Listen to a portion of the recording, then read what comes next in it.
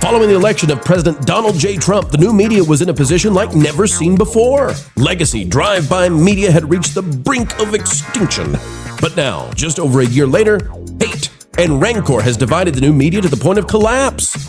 Today, we'll tell you why it's time to come together right now, or face a dystopian hell like you cannot believe.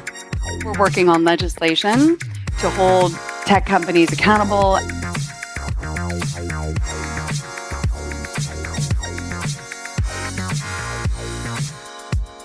Hello, ladies. Hello, gentlemen. Welcome back to the channel that continues to change hearts and minds simply by telling the truth with a capital T every single time. And all we ask is that you click that like button. Michelle, a force of light, is here, or should I call her Dr. Michelle? Welcome back to the channel. Good to be back. It's been a minute. It's been a minute, and we're going to win it today, folks. Get ready. This is going to be a great conversation. It's not the typical thing that we do, but we're going to do this one for you. And I mean it. By the end of this, you'll see why. Michelle, we are looking right now at a graph from Nate Zilver that shows the top accounts on X receiving engagement. And some of those accounts I really appreciate being out there because Elon Musk, I think he deserves it. He owns the thing, he bought the thing, and he's really the Tony Stark of our generation. But it's funny to me to see that X has moved definitely to the right. And yet, Michelle, what we've been paying attention to over the past year is that a fight has broken out inside the new media. And people are going at each other, going after each other's throats, trying to destroy each other. But not only that, Michelle, they're also engaged in some of the lowest resolution thinking ever, while at the same time, the left, and by that I mean the woke, because we love our classical liberals, but the woke, no joke, want to destroy us. Michelle, before we get into the conversation about the new media and how it's being squandered, I have to play what is coming for you. What's coming for me? What's coming for all of us? This is Gavin Newsom's wife. Gavin Newsom obviously is going to make a presidential run. When the Trump era ends, somebody is going to come in, and we don't know on the right if it's going to be Rubio or if it's going to be JD, but whoever it is on the left, they have plans. They have plans. And, you know, we don't like to get political, but I don't think that the left, as it's constituted currently in terms of its power, I don't think that a Bill Clinton is about to come to the rise. I think revenge is in the eyes of many who are running for president from that side. Let's get what Gavin Newsom's wife has to say. Folks, this is who could become your first lady, and you need to consider what she has to say about you and about your rights. I mean, I had to be very raw when we interviewed the young men who were juvenile offenders in San Quentin. I told them about my own loss, where I lost my older sister a few days before my 7th birthday, and I blame myself for her death. And I share that because that they ultimately were accused of committing these violent crimes and sentenced for life. And I think it shocked them that this, blonde lady who was, interviewing them had a similar story. So, Michelle, this is the potential future First Lady, and we're going to keep playing. We got 2 more clips from her, particularly because I want people to understand that we don't have great leaders right now. Michelle, it is obvious to me that this woman carries a tremendous amount of guilt, but it is not the same for a 7-year-old. What she did is, with a golf cart as a 7-year-old, ended her sister's life unintentionally. That is not the same as a grown man who intentionally ends the life of another violently. That's not the same. But no. So, Michelle, what do you think? And we'll play some more clips. I want to get to this, and I want to break this down. But Michelle, what do you think about the idea as we go through some of this? We don't have great leaders right now coming from the right, and we don't have great leaders coming from the left. And I'm afraid that the left is made up right now of the neo-Marxists, the socialists, and I think they want revenge. Yeah, I definitely think they want revenge. But yeah, just based on that clip, I'd never even seen her, heard her speak. But that's why I was kind of waiting for either her to explain or then you explained the situation. Yeah, I mean, you can meet people where you are that you can understand guilt.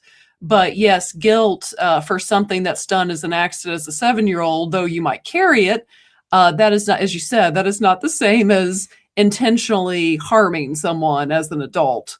Right. So and that's the problem, Michelle, is there's this equivocation. The argument that she's making, implicit in the argument, is that she is not so dissimilar from these men who deleted other people on purpose.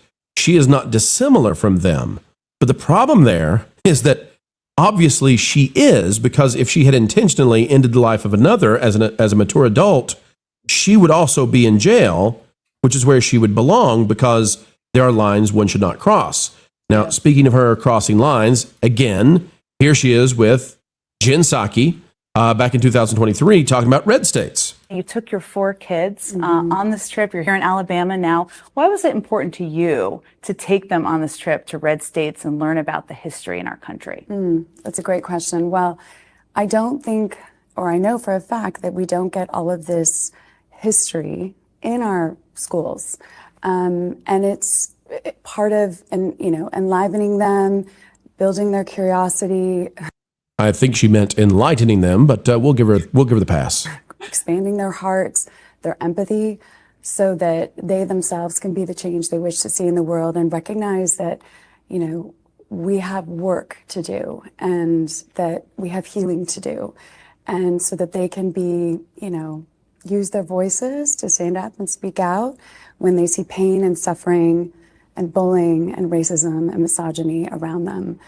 So she took her kids to red states, like Florida. I mean, she's in Alabama during the interview, but mainly she was in Florida in 2023. She took her kids so they could learn about misogyny and racism and hatred, and like, hey kids, let's go to Disney World. Hey kids, let's go to Miami. We're going to learn about some good old racism. Like, this is how she views red states, any red state. She views them right there. You can tell she views them with disdain, that they are still, she presents Alabama as if we're still back in Jim Crow or something. And that cannot be a future leader of like a president situation. You can't have, we have probably, I would say, but you should not have leadership that does not, a true leader would take your kids to red states to show them, hey, guess what? Yes, we fight as Republicans and Democrats in this nation, but we are all human beings. We are all Americans. And there's a lot that we have in common with these people in Alabama as we do with us here in California. That's what an actual leader and uniter does. And if you are someone who does not view all Americans in a positive, by all Americans, I mean all the states, in a positive way, then you're not fit to be a leader in this nation at a national level. Well said. Now, as we play this next clip, folks, we're going to bring this home, and you're going to see why this is not a political video. Now, you may be rolling your eyes right now. Just listen in, okay? Hang tight with us. And if you've not subscribed to this channel, I hope this one earns it from you. This is the same lady. This is Gavin Newsom's wife. Again, he's going to run for president. She's going to be trying to get the first lady spot.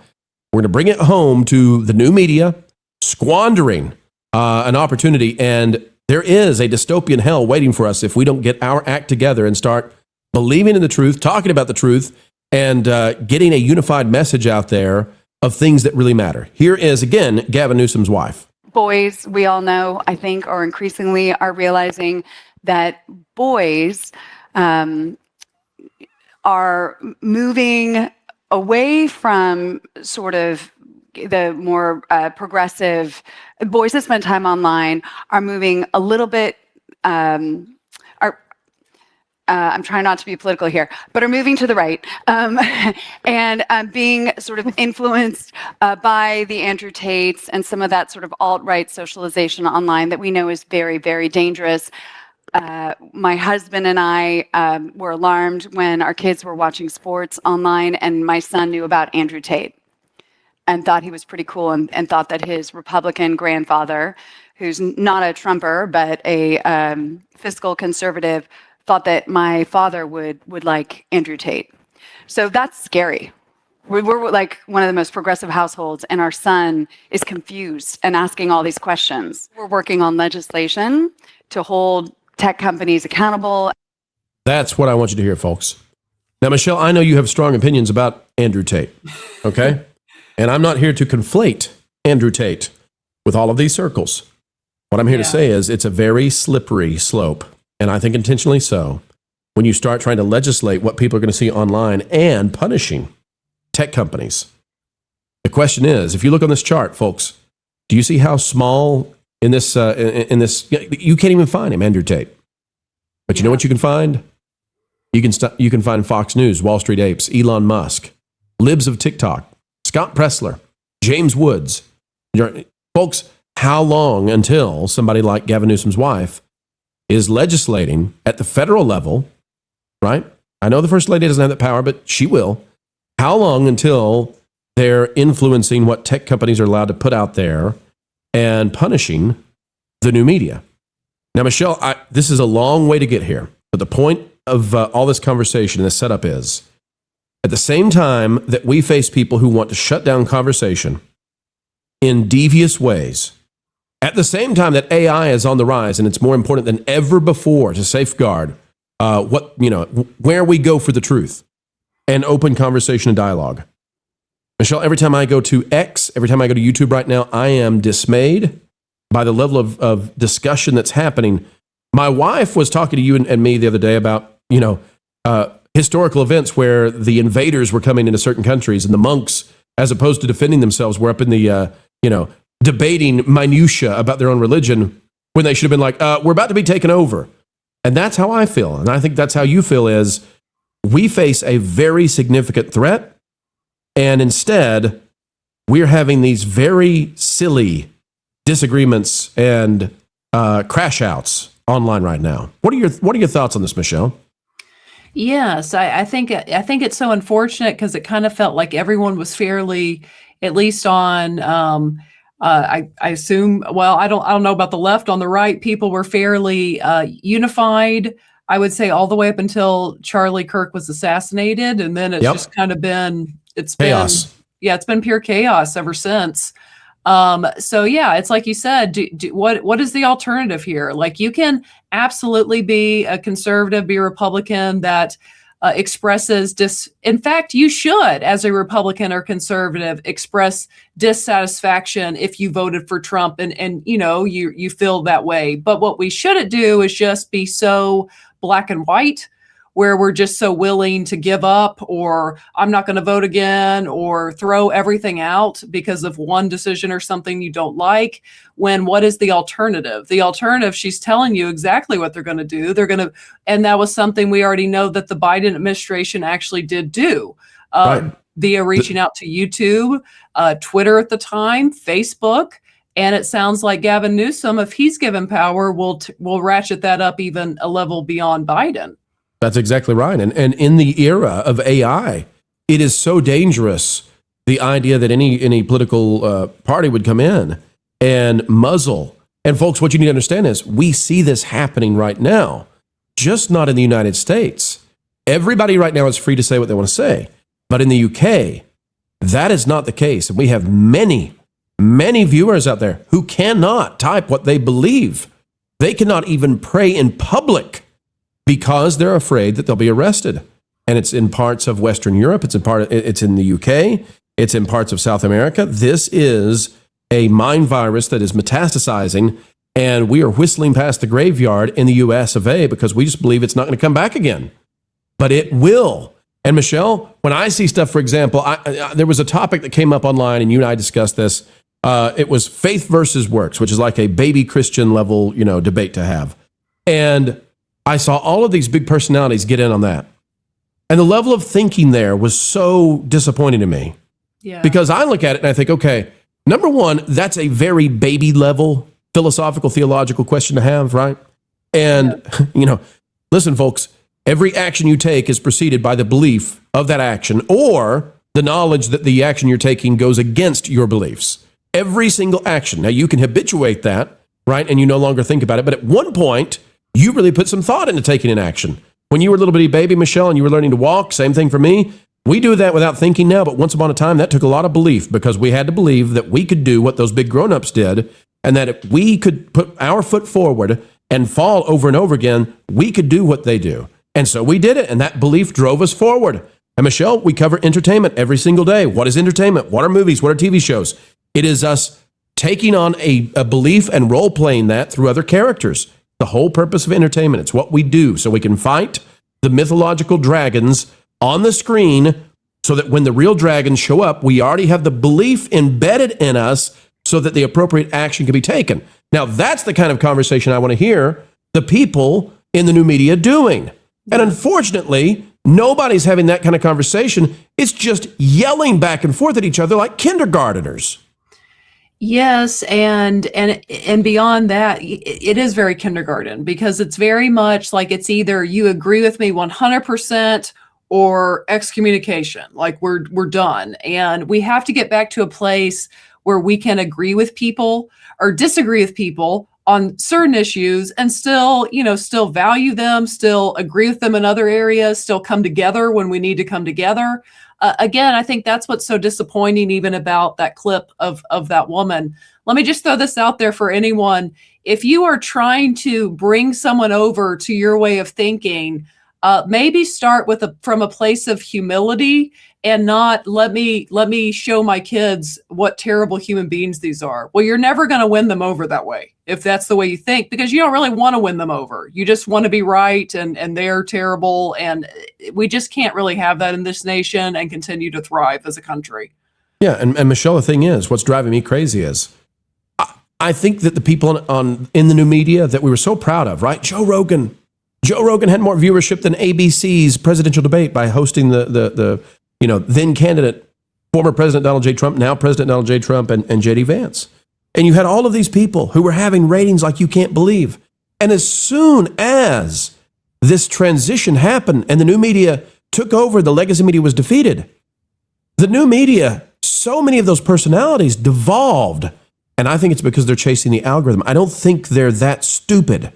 But they have decided to chase to fake stupidity in order to chase algorithm and clicks. But the problem is nobody's leading right now in the way that they need to. No. And when they're not leading, this lady and others like her, because it's not just her. If she was all by herself, we could call her crazy.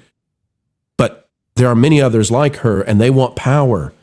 And they're not interested in, having middle school level fights and food fights about determinism versus free will, but boil it down to what a first grader could understand and then yell at each other over it.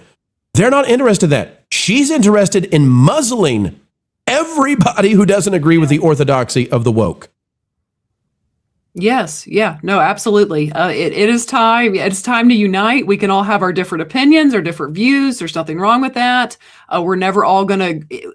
In fact, the idea that we always have to think the same is it's never going to happen. That's just, I might change in the way I think of something one year to the next sometimes. We have to learn again to come together over the things that matter. What are the important things here? Let's focus on those things and let's come together. And the last thing I'll say is I think you're talking about new media kind of beginning to chase clicks. Yes. I think the more they do that, the more they go down, let's just call it insanity, crazyville. Yeah. Watch how fast people turn away from new media and go back to traditional media. That's the problem. Some level of sanity. That's the problem, Michelle, because they vanquished the legacy media. Suddenly, the intellectuals among us, the journalists who had seen the light, they've all turned into Honey Boo Boo. They've turned into Jerry Springer every day. And it's like, hey, excuse me, they're going to destroy you. That thing they did to Charlie Kirk, they'd like to do it to you. They'll celebrate it and they'll shut you up on the other side of political power. Like, maybe you should remember that. And maybe we all need folks to focus on those who are elevating, not devolving, but devolving has been the flavor of the day. Now, you may wonder, folks, why did we not name names? And the reason, we talked about this before we did the video, is because we don't want to. What I would rather do right now is take a different approach to it. I want you in your mind, folks, wherever you are right now, wherever you're listening to the video, in your living room, in your car, in your cubicle, waiting to pick up the kids from soccer or baseball or softball, wherever you are. Who are some of the social media influencers and podcasters that you listened to a year ago who have changed? Who are those people? Who are those who have changed for not for the better? Consider who's influencing your time right now, who's influencing your lives, and hold people accountable to do the best job possible, because what is the job of the new media? What do we do here on Force of Light and on the WDW Pro Channel?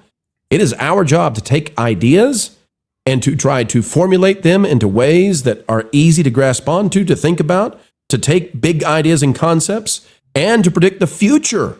Because what is the best sign of somebody who's really onto it, who should be listened to? somebody who can forecast out what's going to happen before it happens, because that's one of the highest forms of IQ, and that's what lets you know where we're headed. And that's what we're trying to do today, is say, danger, danger, danger. Straighten up, pull your shoulders back, clean up your room, and all that other stuff some of the best among us used to say. Michelle, tell the folks out there what you've got coming out on Force of Light. Yes, well, if you need a distraction from everything going on in the world, come check out my sister and I at Force Light Entertainment. We do movie reactions, movie reviews. Let's see, recently we just reacted to The Bourne Identity and Terminator. We've got all kinds of good ones, so go check us out. Check us out at Force Light Entertainment. Phenomenal. Ladies and gentlemen, she's Dr. Michelle, and she is quite right and all right to bring you to Force of Light Entertainment, where you'll have a good time. Folks, we had a great time with you. We hope you did as well. Click the like button, drop a comment down below, let us know your thoughts, and click it, stick it to the algorithms. It is the notification bell. Until the next time, we have the honor, the privilege, and the responsibility of spending time together. Keep learning, keep growing, don't become the bad guys, and keep having fun. Okay, a little bit of this here. What are you two doing? You better not be sending Marvel another bot campaign demanding they bring back She-Hulk. That was only like 17 times. Now we're way past that now. So then, what are you going to do today then? We're sending Pedro Pascal love letters. You know, low-level stuff. What? Okay, wait. I've been betrayed. Why would you do that? He already gets the wrong message from everyone. Well, he needs more sizzle in his life. Okay. You know there's even some lines even for you? They're called borders. They're negotiable. Putin told me, listen to me, Yachbite. In Mother Ruski, we draw in pencil to correct, mistakes. But no, these letters aren't from me per se. They're from Jonas. Jonas, yeah. I'm calling WDW Pro right now. You know what? I hope Jonas sues you for this.